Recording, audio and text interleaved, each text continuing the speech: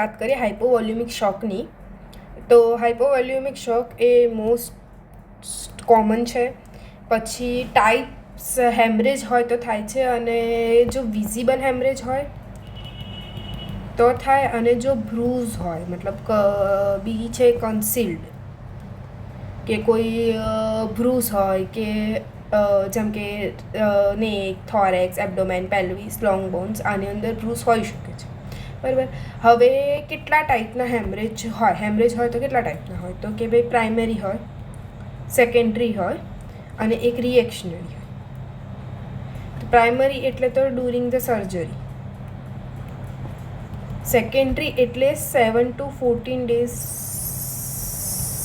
After the surgery થાય ને એને સેકન્ડરી કહેવાય, અને વિધિન 24 hours થાય ને એને રિએક્શનરી કહેવાય. બરાબર. રિએક્શનરી જેમ કે કોઈ ક્લોટ કે એવું કંઈ હોય તો એ ક્લોટ કે નીકળી જાય સર્જરી પછી, તો ત્યારે એને રિએક્શનરી હેમરેજ કહેવાય. હવે ક્લાસિફિકેશન શું છે તો 4 ક્લાસ હોય છે. 1, 2, 3, 4.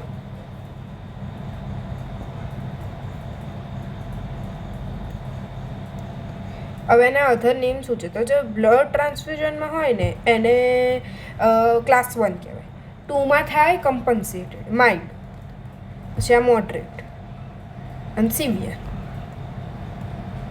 જે 2માં હોય કમ્પન્સેટેડ હોય, આ ડીકમ્પન્સેટેડ હોય, અને આ તો સિવિયર. ઓકે. હવે કેટલા % બ્લડ લોસ થાય છે તો આની અંદર 0 to 15%. હવે આને 50ના ગુણાકારમાં જ યાદ રાખવાનું, લાઈક 15 to 30%, પછી 30 to 40%, અને મોર દેન 40%. હવે અમાઉન્ટ કેટલું તો ભાઈ 500 સીસીથી અંદર હોય, ભાઈ 500થી 1 લીટર, પછી 1 લીટરથી 2 લીટર, અને પછી 1 લીટરથી 1.5 લીટર, 500થી 1 લીટર, 1થી 1.5 લીટર, ને પછી 2 લીટર્સથી વધારે હોય તો. હવે પલ્સ રેટ, તો પલ્સ રેટ આમાં તો બધું નોર્મલ જ હશે. બરાબર. આનું મેનેજમેન્ટ બી કંઈ હોતું નથી, ખાલી આપણે ઓરલ લિક્વિડ આપવાનું. હવે જે માઇલ્ડ કમ્પન્સેટેડ હશે એની અંદર શું થશે કે પલ્સ રેટ વધવાની ચાલુ થશે, માઇનર વધશે. બીપી નોર્મલ હોય, કદાચ ડાયાસ્ટોલિક બીપી થોડું વધે, બાકી તો નોર્મલ જ. રેસ્પિરેટરી રેટ ઇન્ક્રીઝ થાય બી ખરા, અને નોર્મલ બી હોય જે મોસ્ટલી. યુરિન આઉટપુટ પણ નોર્મલ જ હોય, પણ છે ને જે માણસ હોય ને એનું થ્રસ્ટી હોય અને એન્શિયસ બી હોય. બરાબર. હવે એનું બેઝ ડેફિસિટ હોય -2 to -6. હવે આમાં શું કરવાનું તો IV ક્રિસ્ટલોઇડ આપવાનું. હવે થોડો વધારે બ્લડ લોસ થશે તો શું થશે, પલ્સ રેટ વધારે વધશે, બ્લડ લોસ થશે એટલે શું થશે કે ભાઈ બ્લડ પ્રેશર તો ઘટે, એટલે સિસ્ટોલિક બ્લડ પ્રેશર ઘટશે, રેસ્પિરેટરી રેટ વધશે, યુરિન આઉટપુટ ઘટશે, અને જે પેશન્ટ હશે ને કેવું લાગશે આપણને, કન્ફ્યુઝ લાગશે. બેઝ ડેફિસિટ -6 to -10, અને IV ક્રિસ્ટલોઇડ પ્લસ અને IV કોલોઇડ એડ કરવાના. ઓકે. હવે સિવિયરના અંદર શું થશે કે ભાઈ પલ્સ રેટ નહીં રેકોર્ડ થાય, બીપી નહીં રેકોર્ડ થાય, રેસ્પિરેટરી રેટ બહુ જ વધી ગયો હશે, યુરિન આઉટપુટ કંઈ જ નહીં હોય, મતલબ નો આઉટપુટ હશે, અને આમ પેશન્ટ કોમેટોઝ જ હશે. બેઝ ડેફિસિટ -10 થી વધારે હશે, અને મેસિવ બ્લડ ટ્રાન્સફ્યુઝન કરવાનું. હવે આ મેસિવ બ્લડ ટ્રાન્સફ્યુઝન શું છે, જ્યારે આપણે આખું બ્લડ ટ્રાન્સફ્યુઝ કરી દઈએ એને મેસિવ કહેવાય. પછી 10 યુનિટ્સથી વધારે જો આપણે 24 અવરમાં ટ્રાન્સફ્યુઝ કરીએ, અને 4 યુનિટ્સથી વધારે આપણે 1 અવરના અંદર ટ્રાન્સફ્યુઝ કરીએ, એને મેસિવ બ્લડ ટ્રાન્સફ્યુઝન કહેવાય. હવે આના કોમ્પ્લિકેશન્સ શું થઈ શકે તો કોમ્પ્લિકેશનમાં થશે પહેલાં તો હાઇપોથર્મિયા, કારણ કે બ્લડ ઠંડુ હશે એટલે.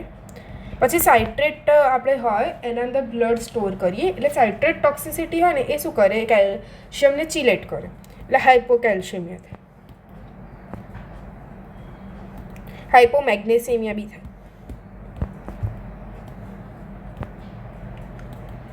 હવે જે લાઇસિસ સ્ટોર બ્લડના અંદર છે ને આરબીસીનું લાઇસિસ થતું એટલે એના અંદરથી પોટેશિયમ બહાર નીકળે એટલે hyper કેલેમિયા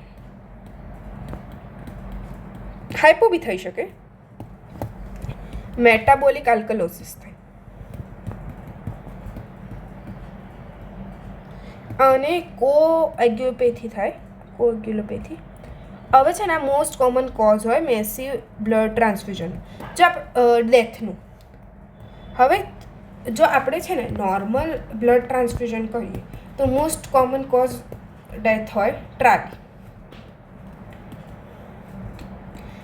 transfusion reaction acute lung injury એની અંદર છે ને નોન કાર્ડિયોજેનિક પલ્મોનરી ઇડીમાં થઈ જાય અગર એચએલ એન્ટીજન હોય તો બરાબર બીજું એવું જ કોમ્પ્લિકેશન છે ટ્રાન્સફ્યુઝન રિલેટેડ કાર્ડિયક ઓવરલોડ બહુ જ કાર્ડિયક ઓવરલોડ વધી જાય તો એના અંદર ટ્રીટમેન્ટમાં આપણે ડાયુરેટિક્સ આપીએ ઓકે હવે તમે ક્યાંય બી આપણે છે ને પહેલાં તો કોઈ બી પેશન્ટ આવે તો છે ને 1 લિટર આપી જ દેવાનું એને આઈવી બોલસ ને પછી જોવાનું રિસ્પોન્સ કરે છે નથી કરતો શું કરે છે અગર રિસ્પોન્સ કરે છે તો પરફ્યુઝન જ આપવાનું અગર રિસ્પોન્સ નથી કરતો તો એને છે ને કોગ્યુલેશન કરવું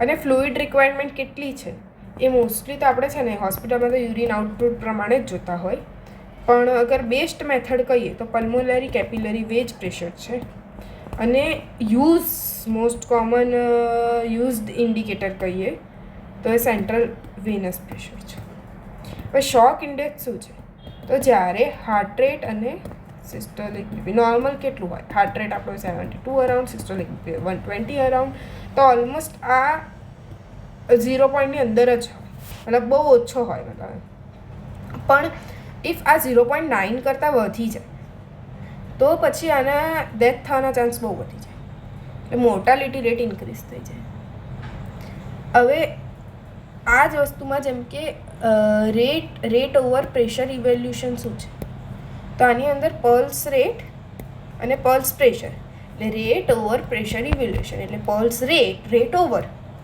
પ્રેશર પલ્સ પ્રેશર નીચે બરાબર આ મોર દેન 3 હોય તો ડીકમ્પન્સેટેડ હોય બરાબર pulse rate upon pulse pressure હવે મોડિફાઈડ શોક ઇન્ડેક્સ છે મોડિફાઈડ મેઇનમાં શું હતું મેઇન શોક ઇન્ડેક્સના અંદર આપણે જોતા હતા heart rate upon systolic BP modified shock ઇન્ડેક્સના હશે heart rate upon mean arterial pressure okay અને આ મોડિફાઈડ શોક ઇન્ડેક્સ છે ને એ બેસ્ડ ઇન્ડેક્સ છે ઓકે ડન તો આ આપણું પતી ગયું હાઇપોવોલ્યુમિક શોક